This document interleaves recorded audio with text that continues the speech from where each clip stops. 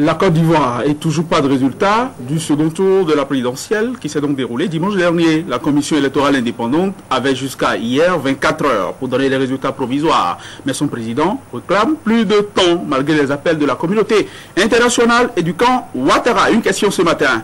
Pour qui travaille le temps? Ribel Abel Adjovi, d'habitude si tranquille, s'inquiète. Le titre de sa chronique ce jeudi matin, une interminable attente.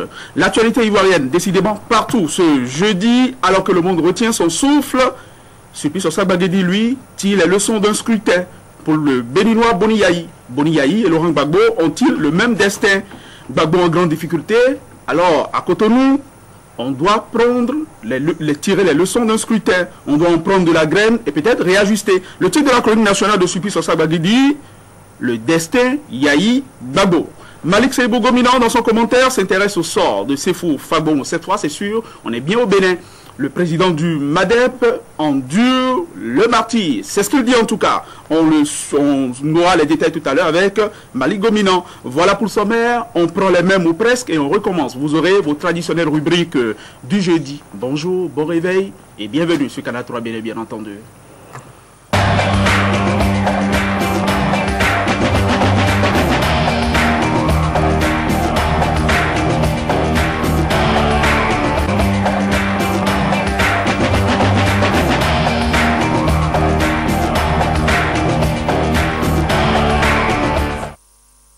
Tout ça, c'est pas tous les jours que cela arrive. L'actualité chez nous flétrie dans les médias, évidemment, de l'actualité ivoirienne. Est-ce que c'est pas lassitude, pas dépit du ronron national, ou est-ce que précisément parce que tout le monde a l'œil sur la présidentielle chez nous qui est dans pas longtemps? André. Tout à fait, oui. Bonjour, bonjour, chers amis téléspectateurs. Fraternité pense que le président béninois devrait tirer 4 leçons des élections ivoiriennes dans la perspective des élections de 2011, titre Fraternité. Résultat des élections ivoiriennes, les 4 leçons pour Boni Yayi.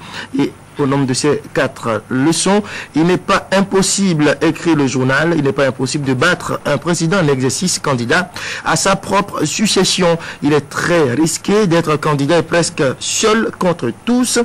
La logique arithmétique repousse très loin les frontières du miracle. Les instituts de sondage créateurs de bonnes intentions de vote sont des escrocs. Encadrement technique du 11 national, Denis Guavec, nouveau sélectionneur des écureuils, 3e fois chinoise au Bénin, stand ATC. Les produits ICN sortent leurs atouts. Le destin Yayi Gbagbo, titre le chroniqueur national de Fraternité Sulpice Oscar Bagidi Ribel Abel Adjovi, écrit pour sa part, et également sur une interminable attente, n'est-ce pas, relative à l'élection présidentielle en Côte d'Ivoire. Nous passons à la une du quotidien La Nation. Échangeur de Godomè, livraison prévue pour le 30 décembre 2011. La presse du jour, départ annoncé de Laurent Gbagbo en Côte d'Ivoire, un signal fort pour Yayi et le changement.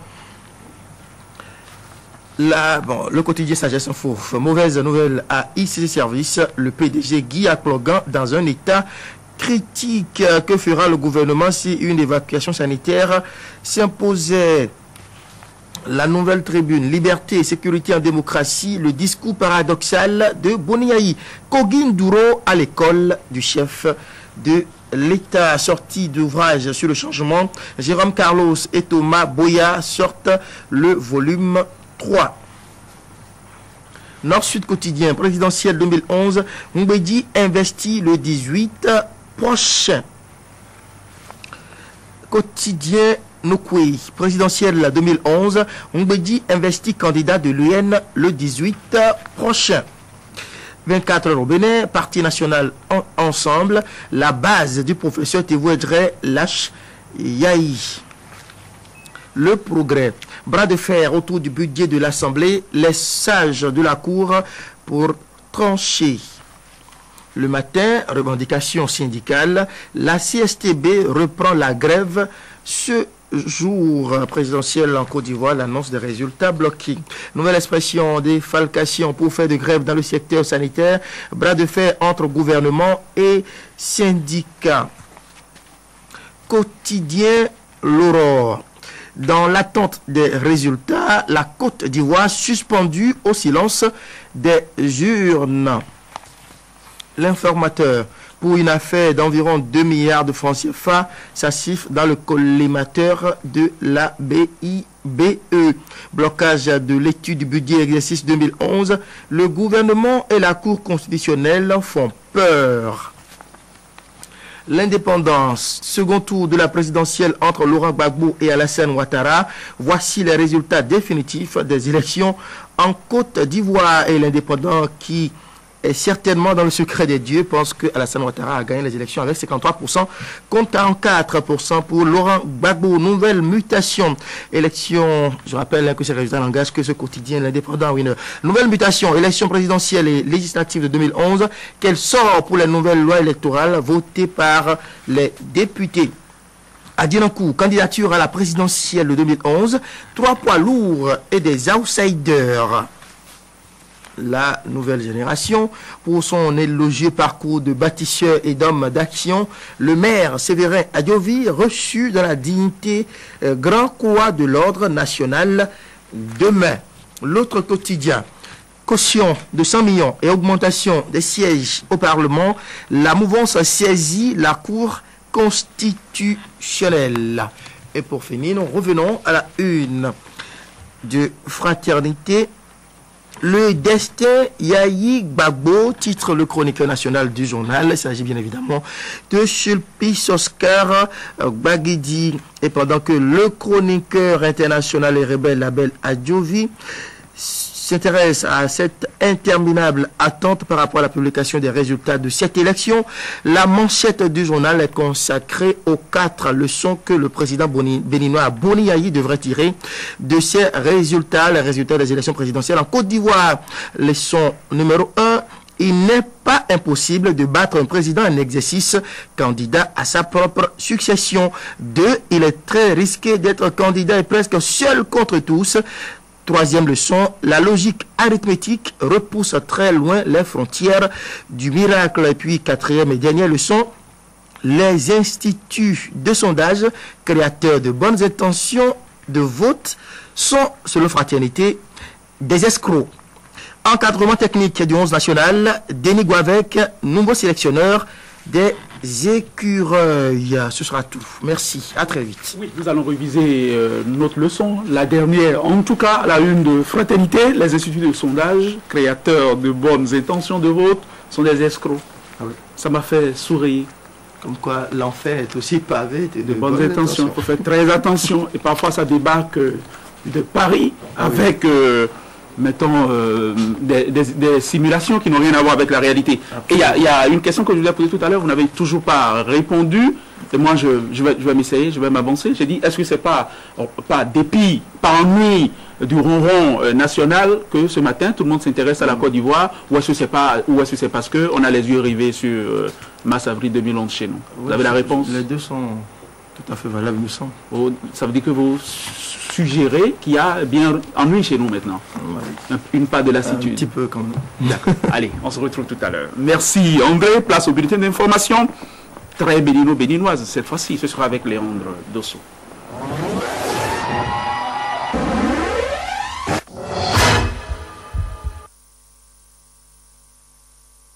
Maman, il manque quelque chose à mon petit déjeuner. Ah, tu as raison mon prince. Je te l'apporte tout de suite.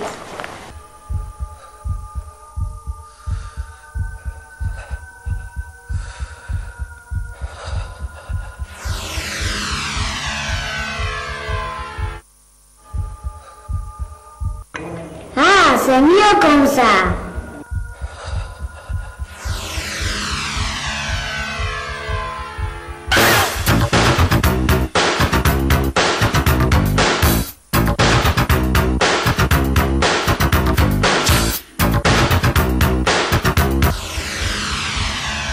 Merci Special Sugar.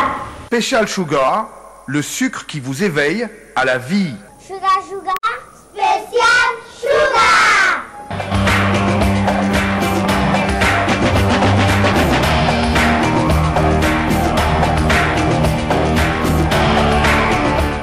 Léon Dossou, un bulletin d'information sur le ton du fait divers, des voleurs et un guépard. Bonjour Léon.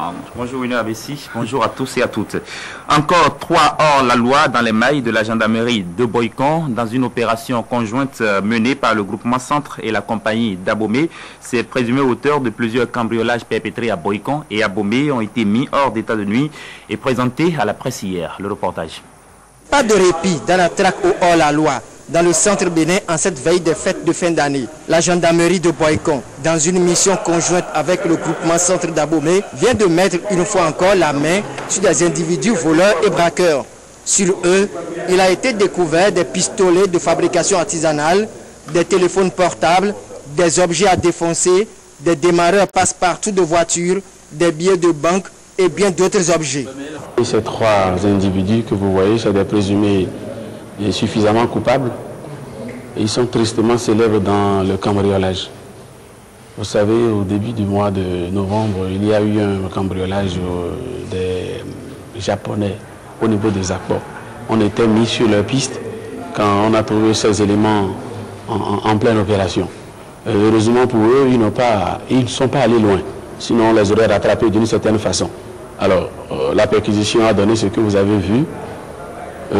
Ils ne sont pas seuls. Heureusement, ils ont un peu dit la vérité. Ils continuent de citer les noms. Bon, ils participent. Alors, ils vont nous aider à démanteler le reste du réseau que nous suivons déjà. Le reste de la bande est surveillé de près par les éléments du colonel Seydou, décidé à réduire considérablement le vol et autres actes criminels que posent ces bandits de grand chemin. Ils sont prêts pour casser n'importe quelle porte. Ils sont prêts pour casser n'importe quelle maison à Boycon. Et ils sont là, matin, midi, soir, c'est leur travail. Et ils ont eu une chance bizarre parce que lorsqu'on les a vus en groupe, ils se sont vite rendus.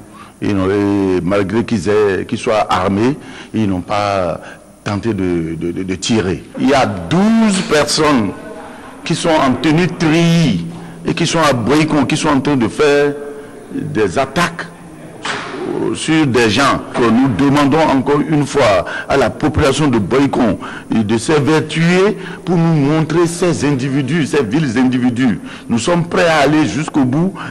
Ils sont donc prêts à aller jusqu'au bout pour garantir la sécurité aux paisibles populations du plateau d'Abomey, mais seuls les renseignements et les moyens nécessaires peuvent leur permettre d'accomplir au mieux leur mission.